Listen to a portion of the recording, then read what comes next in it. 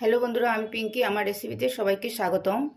আজ আমি chocolate ice cream বানিয়ে দেখাবো। চকলেট আইসক্রিম বানানোর জন্য আমি প্রথমে চকলেটকে মেল্ট করে নিচ্ছি। আমি একটা চকলেট নিয়েছি ডেয়ারি মিল্ক, অল্প দুধ দিয়ে প্রথমে আমি মেল্ট করে নিচ্ছি।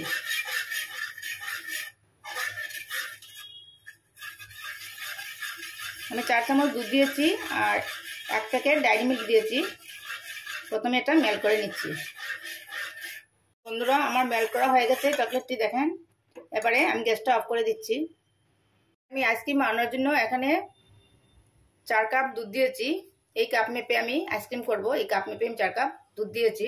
দুধটা আমি গরম করে নিচ্ছি। প্রথমে তার মধ্যে দিয়ে দেব আমি 4 চামচ গুঁড়ো দুধ। গুঁড়ো দুধটা দিলে আইসক্রিমের স্বাদটা ভালো হবে। আর 4 চামচ চিনি দিয়ে দিচ্ছি। 4 চামচ চিনি, 4 চামচ গুঁড়ো দুধ দিলাম।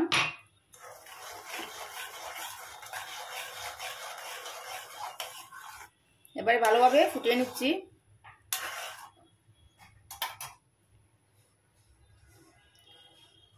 দুধটা গরম হতে হতে আমি এই কাজটা করে নিচ্ছি। এই গ্লাস দিয়ে আমি আইসক্রিম বানাবো, এরকম কাগজের কাপ দিয়ে। তার মধ্যে আমি অল্প অল্প এই চকলেট যে মেল্ট করে রেখেছি এটা দিয়ে দিচ্ছি। দিয়ে এভাবে করে নিচ্ছি।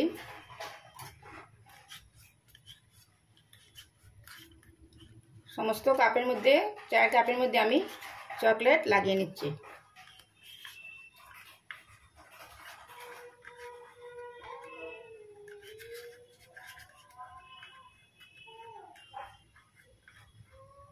এভাবে আমি সবগুলোতে প্রথমে লাগিয়ে নিচ্ছি, তারপর আমি ফ্রিজে রেখে দেব 5 মিনিটের জন্য। এবারে এই দুধের মধ্যে আমি এক প্যাকেট চকলেট আমি টুকরো করে দিয়ে দিচ্ছি। দিয়ে এবারে ভালোভাবে মেল্ট করে নেব। দুধটা দেখেন শুকিয়ে অল্প ঘন হয়ে গেছে। এবারে চকলেটটা মেল্ট হওয়ার পর নামিয়ে নেব। চকলেটটি মেল্ট হয়ে গেছে। এবারে আমি অল্প ঠান্ডা করে নিচ্ছি, তারপর আমি আসছি। এবারে আমি এই চকলেটের কাপগুলো বের করে এনেছি ফ্রিজ থেকে, 5 মিনিট রেখেছিলাম। এবারে এই চকলেট মিক্স করা দুধটি দিয়ে দিচ্ছি। দুধটা ঠান্ডা হয়ে গেছে, অবশ্য ঠান্ডা হওয়ার পর দেবেন।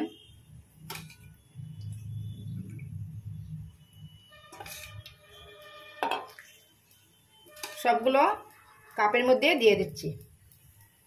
দুধটা সবগুলোতে দেওয়া হয়ে গেছে। এবারে এটা কভার করে নিচ্ছি অ্যালুমিনিয়াম ফয়েল দিয়ে। প্রত্যেকটা কাপ আমি এইভাবে কভার করে নিচ্ছি।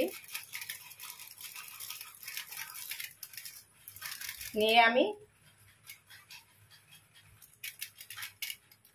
এভাবে একটা স্টিক দিয়ে দিচ্ছি।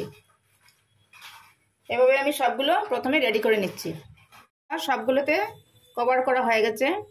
এবারে আমি 7 ঘন্টার জন্য ডিপ ফ্রিজে রেখে দেব। 7 ঘন্টা পর আমি আসছি। বন্ধুরা, আমার 7 ঘন্টা হয়ে গেছে। এবারে আমি বের করে নিয়ে এসেছি ডিপ ফ্রিজ থেকে। এবারে কভারটা খুলে নিচ্ছি।